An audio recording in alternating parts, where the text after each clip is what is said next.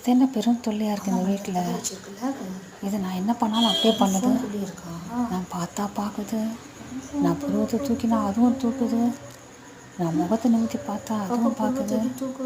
நம்மளோட மொபைல் ஃபோனில் இருக்குது, கம்ப்யூட்டரில் இருக்குது, கண்ணாடியில் இருக்குது. என்னால் இதுக்கு மேலே பொறுத்துக்க முடியாது. கிட்ட வேறு வருது. இப்போ தான் சொல்லிட்டேன், இந்த நிமிஷம் இந்த இடத்த விட்டு நீ போயிடு. அது வரைக்கும் நான் தலையை திருப்பவே மாட்டேன்.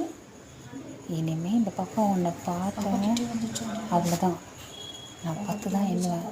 1 2 3 4 5 போக மாட்டேங்குது 10. அம்மா இதுக்கு மேலே இது நல்லா இல்லை, போ சொல்ல முதல்ல. முட்டை கொடு, அதுக்கு முட்டை கொடு.